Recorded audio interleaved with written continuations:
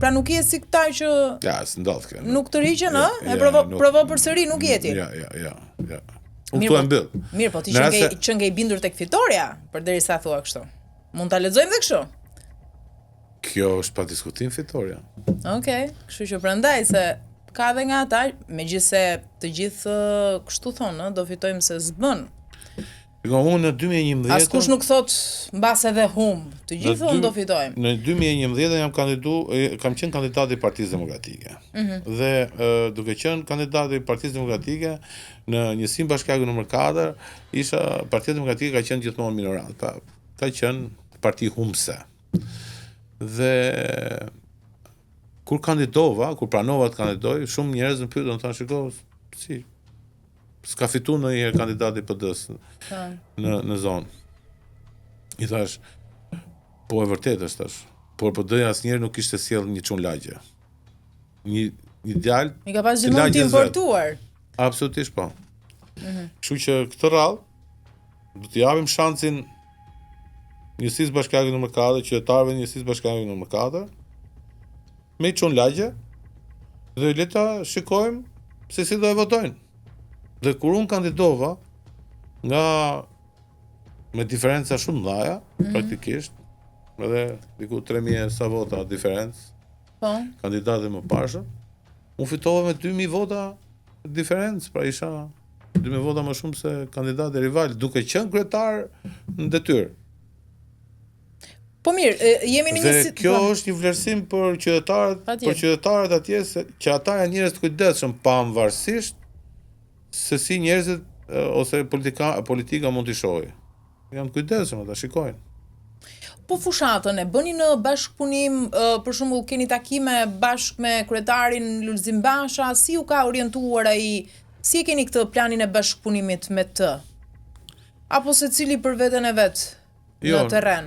Jo, ka një zyrë koordinimi, por kur unë gjykoj ose ata gjykojnë që ne dalim bashkë, Mirë, se ti edhe në disa video pikante, për shembull tek ajo me kryeministrin po, ke edhe një video tjetër më duket që je me Lulzim Bashën tek Bilardo, apo? Po. Që emrin tënd thërret ai. Po. Je bërë pjesë e këtyre videove pikante, tani e di që këto kanë interes, kanë shikueshmëri, si me thonë, po janë ndjen lezetin këtyre. Apo të fton vetë Basha edhe... Jo, kështu ka qellu. Megjithatë, kur ishte koalicioni Euroatlantik rashorti numër 4 kam qesh, se thash, fitoria e Bashkisë Tiranës në 2011 erdhi nga njësia 4. Pa, një diferencë shumë e madhe, humbje. Zoti Basha fitoi me diku 270 vota plus, edhe unë me një numër më të madh se kuptohet, çon lagje. Dhe qesha. I thash prap, 4 do i zgjidhë punën të tjera më duket, i thash. E ke marrë këtë simbolik si fat? Kaq i thash. Kështu i thash, kështu që dhe po të shikosh gjatë kohës që ne kemi qenë Bashkinë e Tiranës, 2 vite, sepse në 2011, 2013, 2013 pastaj u ndryshu pushteti, fillon ato sulmet edhe historirat ndryshoi. Ka pas shumë zhvillime, edhe në atë periudhë kohë unë kam qenë në fokus të opozitës për shkak të përplasjeve që kishim me qeverinë qendrore, megjithatë në 2 vite të para janë në zonën time, njësinë bashkiake numër 4 janë bërë punë që nuk kishin bërë për vite me radhë, qysh nga vitet 90, kështu që rekonstruksion e kopshe, shkolla, gjimnazi, kënde lojrash, kënde sportive, si në asnjë vend tjetër, si në asnjë zonë tjetër të Tiranës, kështu që edhe unë isha në bashki minimumi 2 herë në ditë, dosjen kam këtë projekt, kështu që ai këtë e ka vlerësuar shumë kur ka qenë kryetar bashkie dhe më ka mbështet. Dhe faktet tregojnë që për 10 vjet që unë isha largu nga njësia bashkiake numër 4, të gjitha ato këndet sportive apo këndet e lojrave për fëmijë mes pallatesh ishin të paprekur, pa rekonstruktuar, pa mirëmbajtura, vetëm pasi morën vesh që do jem unë kandidat, fillon t'i rregullojnë sepse kishin frikë se po i thoja, shiko, unë kur isha i bëra këto dhe këta nuk i mirëmbajtën. Pra kjo nuk është mënyra më e mirë për bërë politikë. E kuptoj. Unë dëshiroj, mendoj, besoj dhe dëshiroj që qytetarët shqiptar këtë rrallë të votojnë ata që janë të drejtë për drejtët, të vërtetët. Jo ata që thjesht kanë retorik të bukur dhe E kuptoj. dhe pastaj mbyllin telefonin ose ndrojnë numër telefoni. Në qartë. Teksa flisje pak më herët, përmendej edhe Zotin. Kuptoj që beson shumë në Zot. Absolutisht po. Dhe unë them që pasuria më e madhe që kam në këtë botë është besimi. Si lidhet kjo me të qenit i djathtë, me të gjithë jetën tënde, përfshirën politik, premtimet, betimet? Atëherë, nëse ka një gjë që unë para se ta premtoj e mendoj, dhe arsyeja që e mendoj është besimi. Pra, besimi më mëson që mos gënjej. Ndonjëherë kur bisedoj me fëmijët e mi, ose kur i pyesin fëmijët e mi, babi, çfarë është gjëja që babi ka më shumë inat? Ato i thon gënjeshtra, kështu që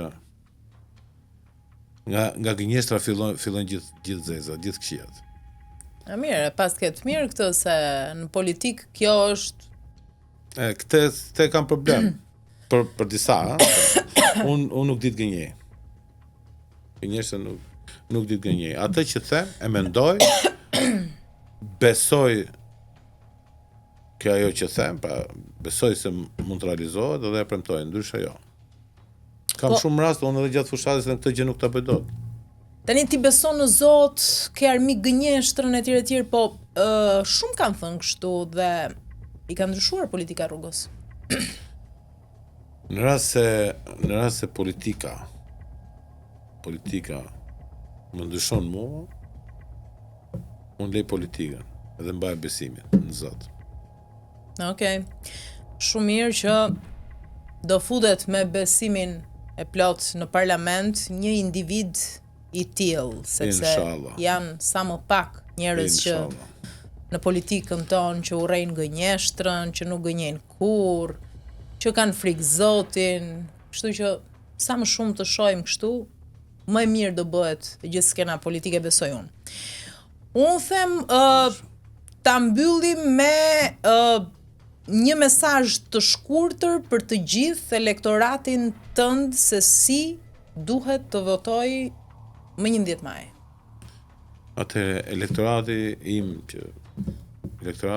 i qarku Tiranës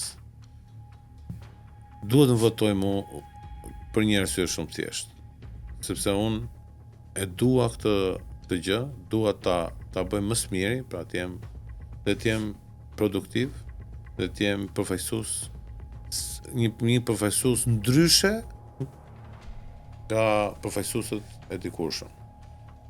Të bëj detyrën time mirë dhe mandatin tjetër, apo në zgjedhjet e ardhshme, kur shkoj të takoj me një bilanc gjërash të mira, jo duke ndru qark apo zonë. Du të takoj prapë qytetarët e qarkut Tiranës.